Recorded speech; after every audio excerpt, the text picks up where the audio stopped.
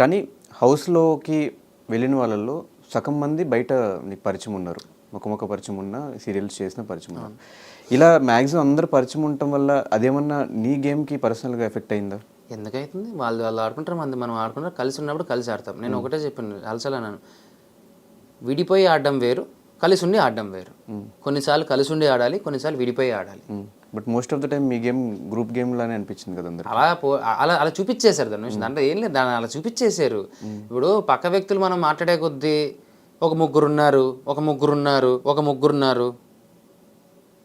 ఆ ముగ్గురు కనపడలేదా? కానీ మీరు ఒప్పేసుకుంటున్నారు కదా ప్రతిసారి, ఆయన చెప్పింది ఓకే, ప్రతిసారి అవును మేము ముగ్గురం ఆడతాము, మేము ముగ్గురం ఆడుతున్నాము. నేను అది చెప్తున్నాను, ముగ్గురం ఆడుతున్నాము అంటే ముగ్గురు గేమ్లో ఆడుతున్నాము, ఉన్నాము. నువ్వు ప్రతిసారి చెప్పినప్పుడు కాదన్నా, అదే ఎందుకు పోరాడడం, ఎందుకు కొట్లాడడం? అవును ముగ్గురం ఉన్నాము, అయితే ఏంటి, కలిసి ఆడతాము, విడిపోయి ఆడతాము, అవసరమైనప్పుడు కొట్టుకొని ఆడతాము, మా ఇష్టం అది, నీకెందుకు? మే ముగ్గురమే కనిపించామా, ఇంక ఏ ముగ్గురు కనపడలేదా? ఏ ముగ్గురు అంత పోర్ట్రేట్ అవ్వకపోవడానికి రీజన్ ఆ ముగ్గురు గురించి మీరు ఎక్కడ మాట్లాడకపోవడం, వాళ్ళు మాట్లాడినప్పుడు మీరు ఒప్పేసుకోవడం. నాకు అదే వచ్చు, ఎదుటోళ్ళ గురించి మాట్లాడడం నాకు అంత అవసరం లేదు. నా ఫ్రెండ్స్ నేనున్నా, తిన్నామా, ఆడుకున్నామా, అరుచుకున్నామా, కొట్టుకున్నామా, మా లోకంలో ఉన్నాం. నీకు మా లోకం గురించి కావాల్సిన వాళ్ళు మాట్లాడుకుంటారు, నాకు అనవసరం పక్క లోకం గురించి. నా లోకం నాకు బాగుంది. అండ్ మీ ముగ్గురే కనెక్ట్ అవ్వడానికి రీజన్ ఏంటి? ఏమో ఆయన, ఒకటైతే మాతో పరిచిన హీరోయిన్, ఇంకా శోభ అంటావా, శోభ నాకు తెలుసు కానీ అంత పరిచయం లేకపోయా.